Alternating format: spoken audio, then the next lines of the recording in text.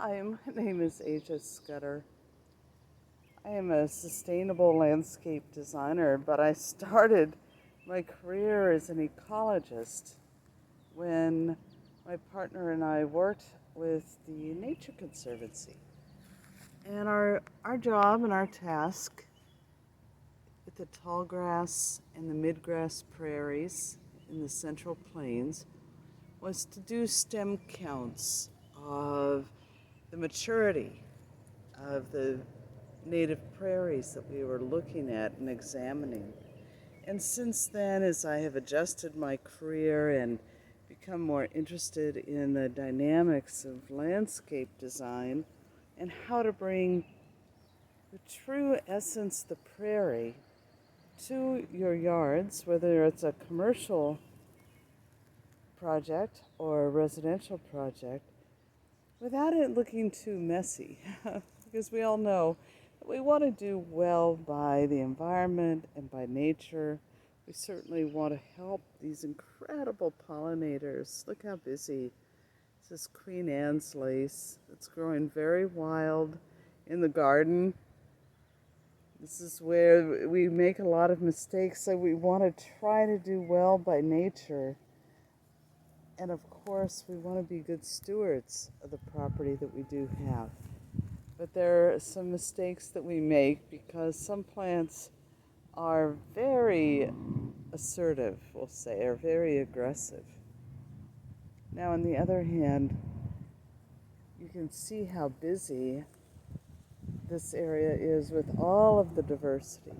So, for example, some of you will notice the smooth sumac here that's acting as a great source of interest for many different pollinators that are visiting.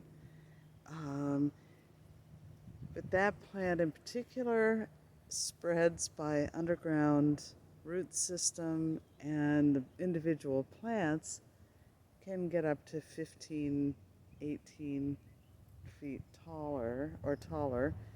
And although it's really lovely and super nutritious food for these insects and pollinators, in a garden, depending on the size of property you have, it might need to be managed a little bit. Some people, when I was working on large prairie systems, we were working with fire and using fire as a way to diminish the overgrowth of certain species.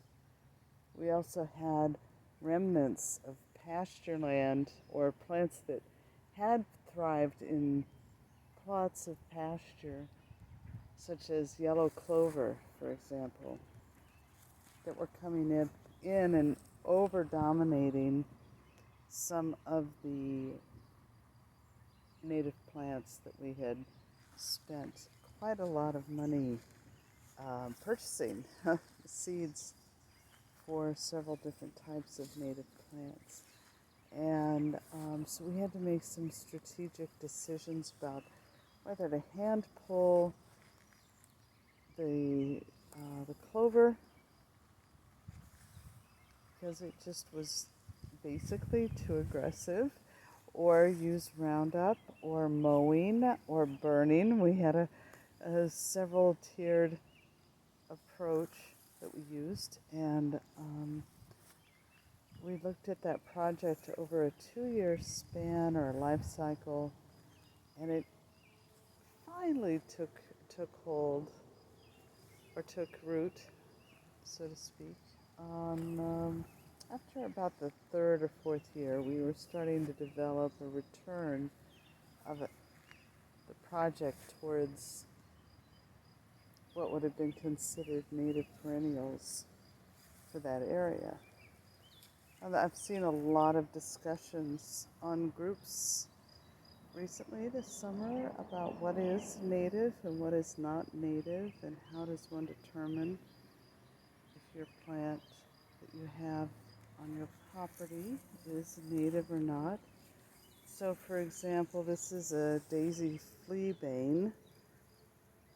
It's a very common plant that grows in ditches and wild areas along railroad tracks. It handles harsh environments super well. You may or may not know that this plant in particular is good for repelling bed bugs, and so they used to dry it and stuff mattresses with it. And then back in the days of pioneering, also seeing goldenrod and black-eyed Susan. There's also some milkweed over here. And again, these are very, very active areas in what otherwise would be considered just an abandoned lot. And it's gratifying, isn't it, to see. So again, in our gardens, some of these plants may become too aggressive and take over.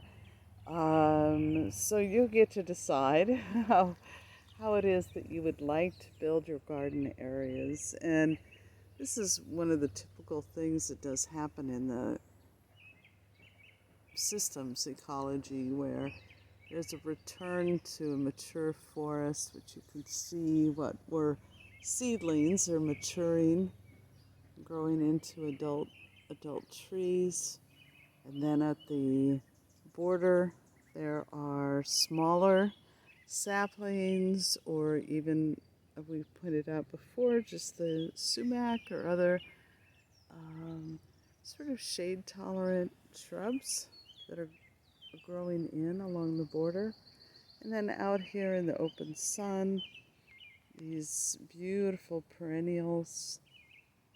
So this is in essence the way that, as a landscape architect, I design gardens and continue to maintain them. And gardens do need maintenance, obviously. I always like to compare the idea of when you go shopping and you're doing interior design, you are buying a couch that is not going to change much over time, right? It's going to basically stay in the same place. It's not going to get larger, and it's not going to get smaller. So you have a certain amount of predictability. But when you get out into your outdoor living space, and as a designer, I know and realize, because of my 20 plus years of hands-on experience of doing maintenance for so many customers, thousands of hours of maintenance, it can really get expensive. And so you want to think about what the purpose is of your garden. If you're mixing purposes, you really have to decide if you're going to be a diligent steward towards providing food and sustenance for these pollinators. And if not, you might just use a restricted area, even in a pot or a raised container.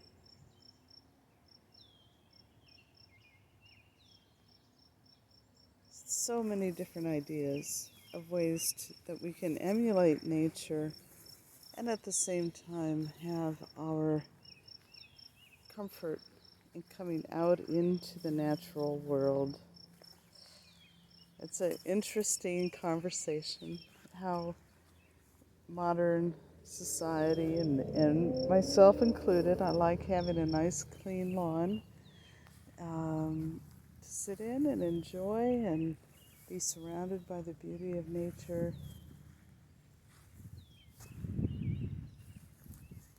So we'll be visiting these projects off and on throughout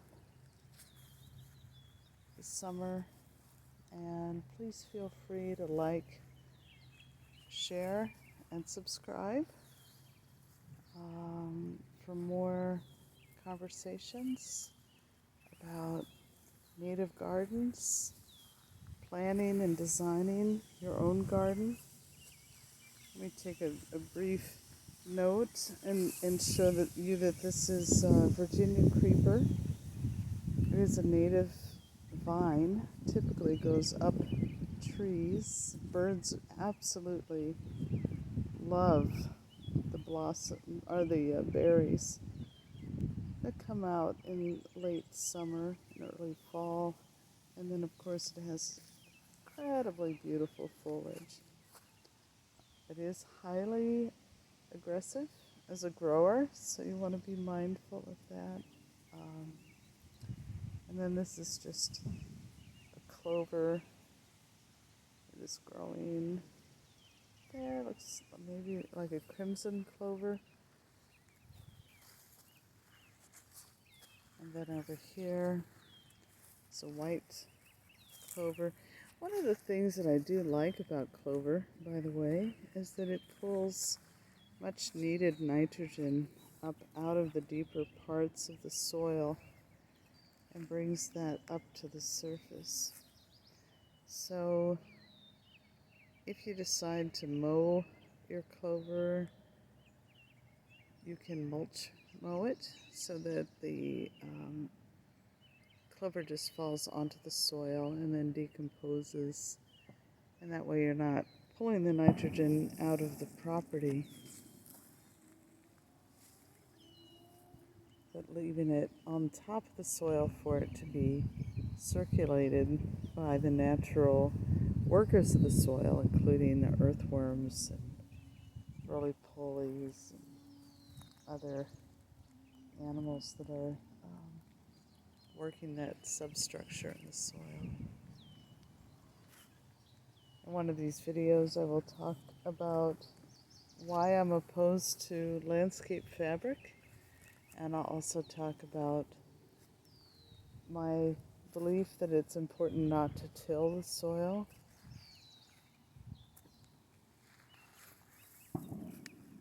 And how you can indeed benefit the soil just by adding nutrients to the top of the soil.